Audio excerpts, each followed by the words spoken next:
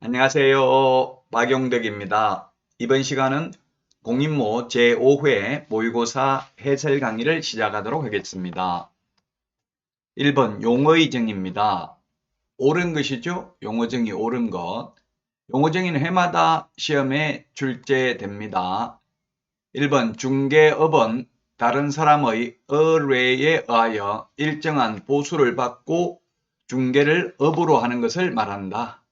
예, 맞네요. 의뢰, 보수업 의뢰, 보수업 세 가지가 들어가면 중개업이 되겠습니다. 그래서 1번이 옳은 정답이 되겠고요.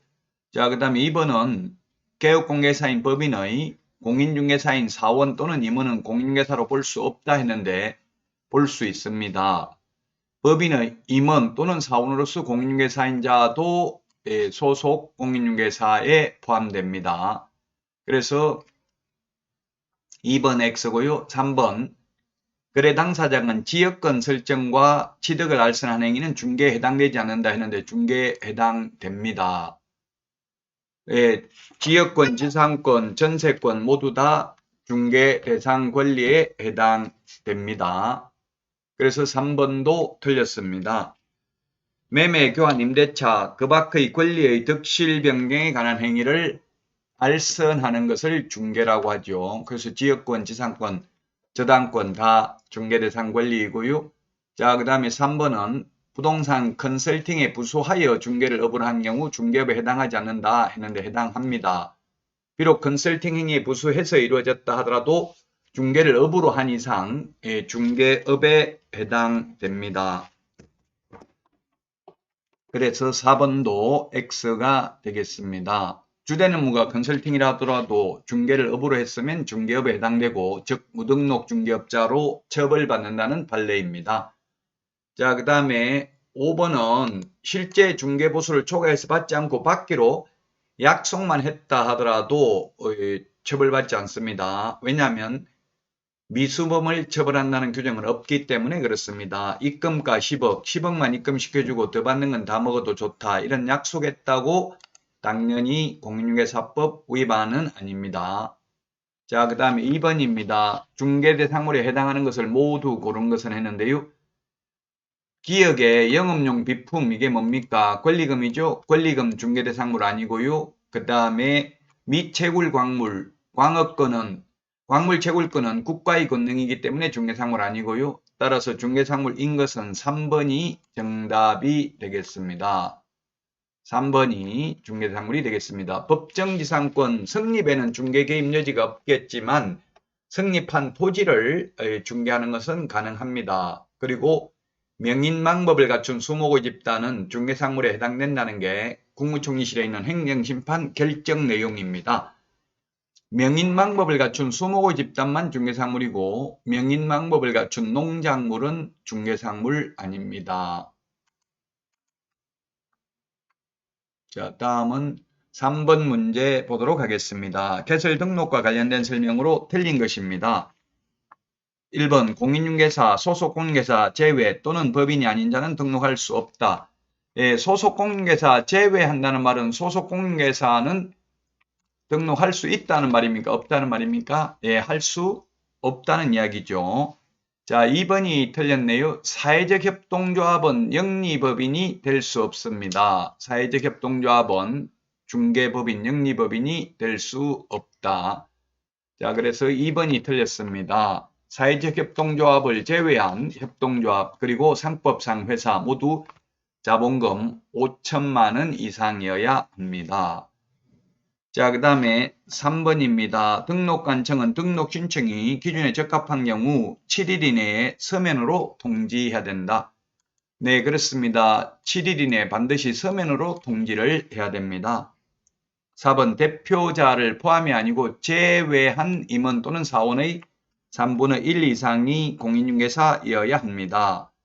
자, 그 다음에 가설건축물, 무허가 건축물은 안 됩니다. 건축물 대장에 기재되어 있어야 되고요. 면적 제한은 없고 사용권만 확보하면 됩니다. 반드시 소유권을 확보해야 되는 것은 아닙니다. 자, 다음은 4번 문제 보도록 하겠습니다. 결격사유에 해당하는 자는 했는데 결격사유 1번 선고유예는 결격사유 아니죠? 선고유예는 기소유예는 결격사유 아니고 집행유예만 결격사유입니다. 그 다음에 피특정 후견인도 결격사유 아닙니다. 피승nhân 후견인, 피한정 후견인 결격사유입니다. 벌금은 공인중개사법 위반으로 벌금 받아야 됩니다. 300만 이상. 그래서 3번 결격사유 아니고요. 집행유예는 이 법이든 저 법이든 집행유예 기간 중에 있는 자는 결격사유에 해당됩니다. 유예 기간 동안 결격사유죠. 자, 그 다음에 등록 기준 미달로 등록 취소된 경우는 3년 안 지나도 다시 등록 기준만 갖추면 등록할 수 있습니다. 자, 다음은 5번 문제 보겠습니다. 틀린 것입니다. 1번 특수법인, 다른 법률의 규정에 의해서 중개업을 영위할 수 있는 이른바 특수법인은 책임자가 공인중개사일 필요 없고요. 그 다음에 니은은 분사무소 이전 신고를 하는 경우에는 신고서에 주된 사무소 등록증을 첨부하는 게 아니라 분사무소 설치 신고 확인서를 첨부해야 됩니다. 자, 그 다음에 디귿에 보면 이전 전이 아니고 이전 후 등록관청이 합니다. 이전 후 등록관청이 이전 전이라고 해서 틀렸습니다. 이전 후 등록관청이 행정처분할 수 있도록 최근 1년간 행정처분 및 행정처분 절차가 진행 중인 경우 그 관련 서류를 송부해 주죠. 그래서 이전 후 등록관청이 행정처분합니다. 이전 전에 한 위반 행위라 하더라도 사무소를 옮겼으면. 자, 그 다음에 리얼에 사업자 등록증 2021년 12월 31일부로 사업자 등록증 게시하는 게 신설됐습니다. 따라서 정답은 5번이 되겠습니다. 자, 다음은 6번 문제 보겠습니다. 표시광고에 대해서 옳은 것입니다. 1번 표시광고할 때 연락처는 표시광고할 필요 없습니다. 5개 광고물, 표시광고가 아니고요. 제가 말 잘못했는데 5개 광고물, 즉 간판에는 연락처 적을 필요 없습니다. 간판 실명제입니다. 표시광고할 때는 연락처 표시해야 되죠. 그래서 5개 광고물이니까 간판입니다. 간판에는 연락처 적을 필요 없고요. 간판 실명제입니다. 그 다음에 2번에 인터넷 표시광고를 하는 경우에는 중개대상물 소재지 명시할 사항이 아니다 했는데 소재지 명시해야 됩니다. 아니다 해서 X입니다. 성명, 인터넷 표시 광고가 아닌 그냥 광고면 성명, 소연 등 5가지만 하면 되는데 인터넷 표시 광고 하려면 소면, 종가형, 중개상물 소재지, 면적, 종류, 가격, 거래 형태, 건축물이면 총 사방, 개개, 입주관, 총청수, 사용승인, 사용검사 받은 날, 방향, 방의 개수, 욕실 개수, 입주 가능일, 주차 대수, 관리비도 명시해야 됩니다. 자, 그래서 틀렸고 3번은 보조원에 관한 사항을 명시하면 100만원 이하의 과태료입니다. 보조원 이름 적으면 안 됩니다. 100만원 이하의 과태료가 되겠습니다. 그래서 3번이 정답이고요. 4번은 중개상물 표시광고 모니터링 업무를 위탁받은 기관은 수시 모니터링을 한 경우 그 결과를 30일 이내에 국토부 장관에게 보고해야 된다 했는데 30일이 아니고 15일이죠. 15일. 기본 모니터링은 30일, 수시 모니터링은 15일입니다. 자, 그 다음에 5번 허위매물, 미끼매물, 낚시매물, 가짜매물, 부당한 표시 광고하면 500만원 이하의 과태료입니다. 자, 다음은 7번 문제 보겠습니다. 겸업, 이 문제 공인모 5회 모의고사가 실제 시험에 부합하는 아주 좋은 문제인 것 같습니다. 좋은 문제라는 것은 쉬운 문제가 좋은 거예요. 어려운 거 태어나서 처음 들어보는 문제 이거는 좋은 문제 아니죠. 자, 그래서 겸업할 수 있는 거 되는데 우리 암기 프린트는 24번에 있는데요.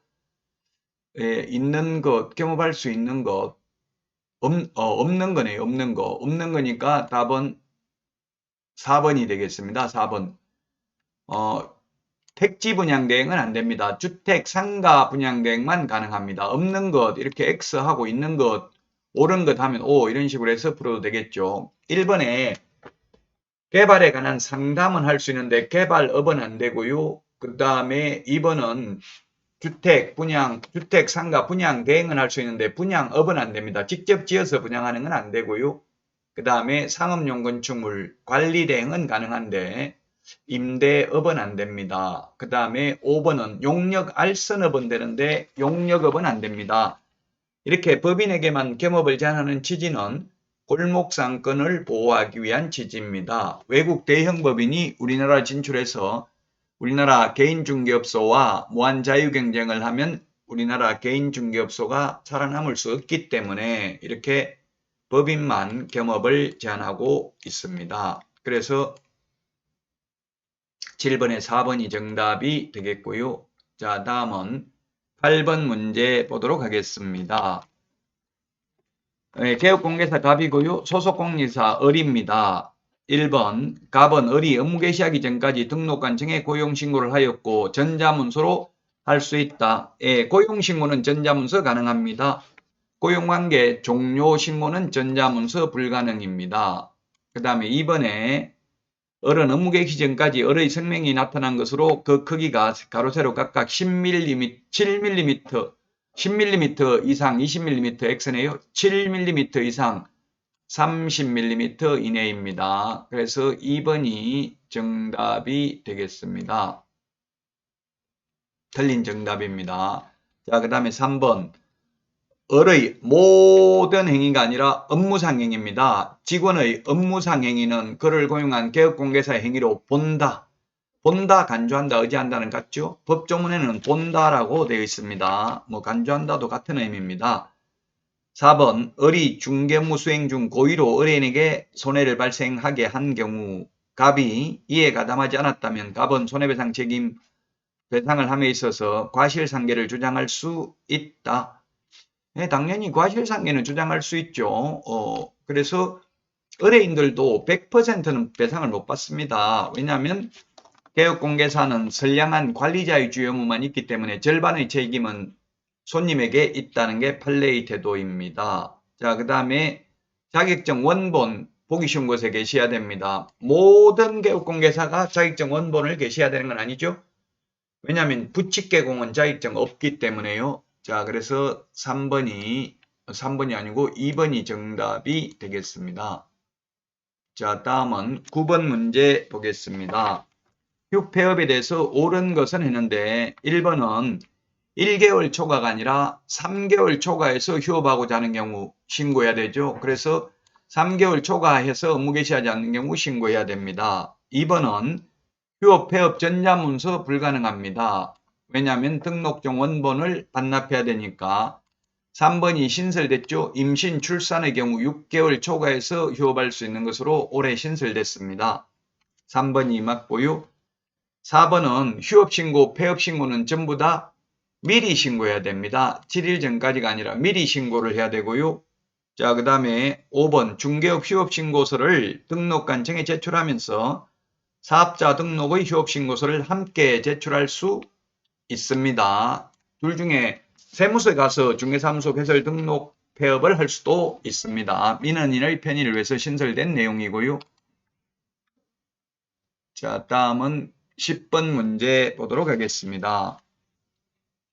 개업공개사 을은 X토지의 소유자인 갑과 X토지의 임대에 관하여 전속중개계약을 체결하였다. 옳은 것은 몇 개인가 했는데 기억, 을은 전속중개계약서를 작성하고 전속중개계약 체결하고 안 하고는 자유입니다. 그러나 전속중개계약을 체결했을 때는 반드시 전속중개계약서 사용해야 되고 그리고 3년 동안 보존해야 됩니다. 맞습니다. 자, 그리고 비공개 요청이 없는 한 7일 이내 공시지가를 공개해야 된다 했는데 공시지가는 임대차인 경우 공개하지 아니할 수 있습니다. 이것, 을이 인터넷을 통하여 X토지를 강구한 경우 X토지의 거래가격 및 면적을 명시해야 된다. 그렇습니다. 소면, 종가형, 가격, 면적 명시해야 됩니다. 리얼, 갑과 을이 전속중개계약 유효기간을 약정하지 않았다면 원칙 3개월, 예외 당사자 약정입니다. 2개월로 약정할 수도 있고 4개월로 약정할 수도 있습니다. 정답은 4번이 되겠습니다. 니은만 틀렸네요. 자, 이번 시간 여기까지 하고요. 다음 시간에 찾아뵙도록 하겠습니다. 수고하셨습니다. 안녕.